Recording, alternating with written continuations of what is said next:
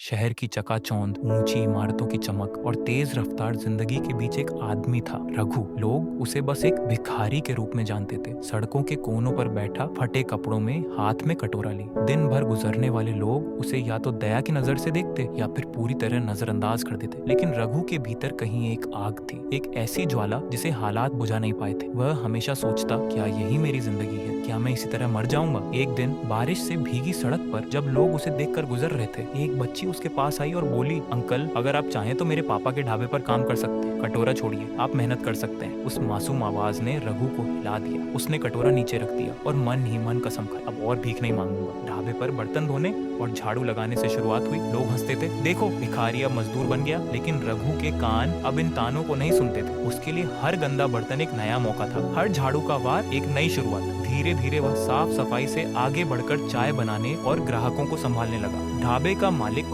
उसकी ईमानदारी और मेहनत से प्रभावित हुआ। रात को ढाबा बंद होने के बाद रघु फुटपाथ पर बैठकर टूटे फूटे अखबार और किताबें पढ़ने की कोशिश करता। राहगीरों में से एक कॉलेज छात्र रोज उसे देखता और एक दिन उसे पुरानी किताबें देकर चला गया। पढ़ाई से इंसान की किस्मत बदल सकती है, छात्र ने कहा। इन किताबों ने रघु को नया रास्ता दिखाया। उसने बिजनेस और मार्केटिंग की बुनियादी बातें सीख ली। कुछ सालों बाद उसने थोड़ी पूंजी जोड़कर चाय पकौड़े का छोटा ठेला लगाया। शुरुआत में ग्राहकों ने संदेह से देखा, अरे ये तो वही भिखारी था। लेकिन रघु ने चाय में मेहनत और ईमानदारी मिलाई। उसका ठेला जल्द ही पूरे मोहल्ले की पसंद बन गया। ठेले से दुकान बनी, दुकान से रेस्टोरेंट और फिर एक छोटी चेन। अब लोग उसे भिखारी नहीं कहते थे, वह रघु प्रसाद सफल उद्यमी बन चुका था। एक इंटरव्यू में जब उससे पूछा गया, आपने ये सब कैसे किया? रघु मुस्कुराया और बोला, मैंने कटोरा छोड़ा और अपने भीतर की शक्ति को पकड़ा। असली ताकत बाहर से नहीं आती, ये अंदर से बनती है। आंतरिक शक्ति का निर्माण तब होता है जब हम हालात से हार मानने की बजाय अपने आत्मसम्मान और मेहनत को चुनते हैं। चाहे शुरुआत कितनी भी छोटी हो, अगर हम भीतर से मजबूत हैं तो कोई ताकत हमें नीचे नहीं रख सकती। भीख मांगने से कभी कोई अमीर नहीं बनता, लेकिन खुद पर भरोसा करने वाला इंसान हालात बदलकर रैग्स टू रिचेस की मिसाल बन सकता है।